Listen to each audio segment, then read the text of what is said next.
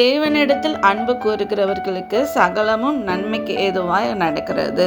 சகல நன்மைகளை பெற வேண்டுமா? சகல ஆசீர்வாதத்தை பெற வேண்டுமா? சகல விடுதலையை பெற வேண்டுமா? ஆண்டவர் என்ன சொல்கிறார்? நான் ஆண்டவர் மேலே அன்பாக இருக்கிறேன் என்று நம்ம சொல்லியும் 2 தவறுகளை செய்கிறோம். என்ன தவறுனா, தேவனிடத்தில் அன்பு கூறுகிறேன் என்று சொல்லியும் தன் சகோதரனை பகைக்கிறவன் பொய்யன்.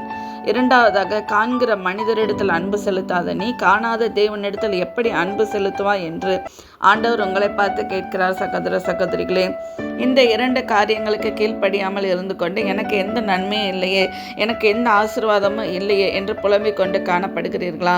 உங்களை சரி செய்யணும்னு நீங்கள் இன்றைக்கி நினைக்கிறீங்களா? இன்றைக்கு உங்களை ஒப்பு கொடுத்து நான் எல்லாரிடமும் அன்பாக இருப்பேன், நான் இவ்வளோ குறைவுள்ளவளாக இருந்திருக்கிறேன், குறைவுள்ளவனாக இருந்திருக்கிறேன், என்னை மன்னிங்க இயேசுவின் கேட்டு உங்களை ஒப்பு கொடுக்கும் பொழுது ஆண்டவர் உங்கள் காரியங்களை நன்மையாக மாற்றுவார்.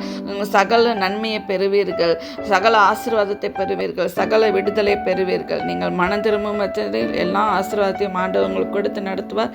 விசுவாசியுங்கள், மனம் திரும்புங்கள். நன்றி. ஆமென்.